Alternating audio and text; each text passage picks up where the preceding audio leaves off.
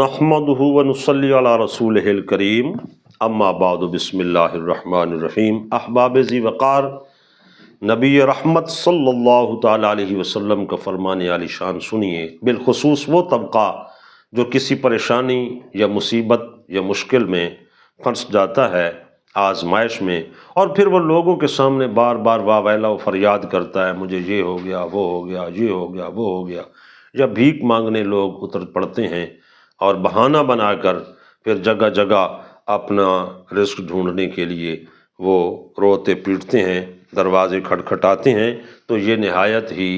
مکروہ امر ہے، اللہ تعالیٰ کو ناپسند ہے۔ اللہ ہی رزق دینے والا ہے اور وہی سب بندوں کی فریاد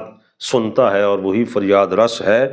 تو اسی کے متعلق نبی رحمت صلی اللہ تعالیٰ علیہ وسلم کیا ارشاد فرماتے ہیں؟ عن ابن مسعود قال قال رسول اللہ صلی اللہ تعالیٰ علیہ وسلم،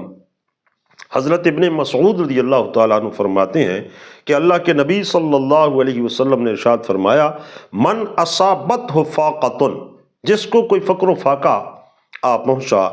فانزلها بالناس، اور اس نے اس کو لوگوں کے سامنے بیان کرنا شروع کر دیا اور پیش کرنا شروع کر دیا، لم تصد فاقتہ، تو کبھی بھی اس کا فاقہ بند نہیں کیا جائے گا، کیونکہ یہ رزق کی فراخی، تنگی کسی کو کم دے یا کسی کو زیادہ دے، یہ کسی کے بس کے بات نہیں ہے، یہ اللہ وحدہ لا شریک کے اختیار میں ہے، جسے چاہے بادشاہ کر دے اور جسے چاہے گدا کر دے۔ فرمایا وما انزلہا باللہ، اور جو صبر کرتا ہے اور اپنے فقر و فاقہ اور اس تکلیف کو، تنگی یا رزق کو،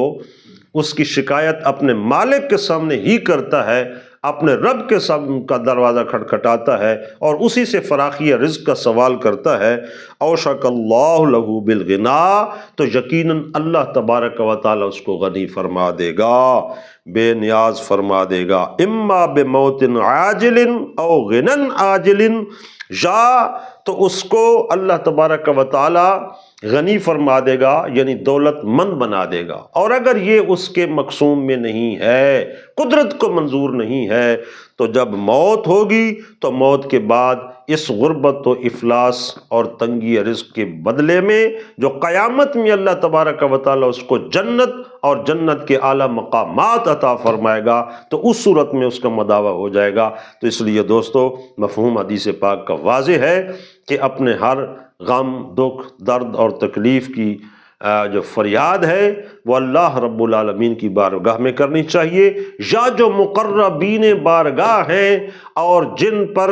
اسناد موجود ہیں قرآن و سنت میں، باقاعدہ نیک صالحین، انبیاء و مرسلین، حضور امام الانبیاء صلی اللہ تعالیٰ علیہ وسلم، یا دیگر اولیاء و صالحین، کہ جن کے بارے میں اللہ تبارک و تعالیٰ خود ارشاد فرماتا ہے وابتغوا الیہ الوسیلہ، کہیں فرمایا واتبع سبیل من اناب الی، تو یہ سب کیا ہیں، اور اس پر کثرت سے احادیث ہیں، انشاءاللہ اس پہ بھی پورا باب بیان کریں گے کہ ان کے توسل سے اللہ تعالیٰ کی بارگاہ کا طلب کرنا اور وہاں سے سوال کرنا یہ بھی منافی نہیں ہے، بلکہ یہ تو اللہ کے نیک صالح لوگوں کو، محبوب لوگوں کو ایک ذریعہ، واسطہ اور وسیلہ بنانا ہے۔ مانگنا حقیقت میں اللہ ہی سے ہے۔ اللہ تعالیٰ ہم سب کو دین کی سمجھ عطا فرمائے۔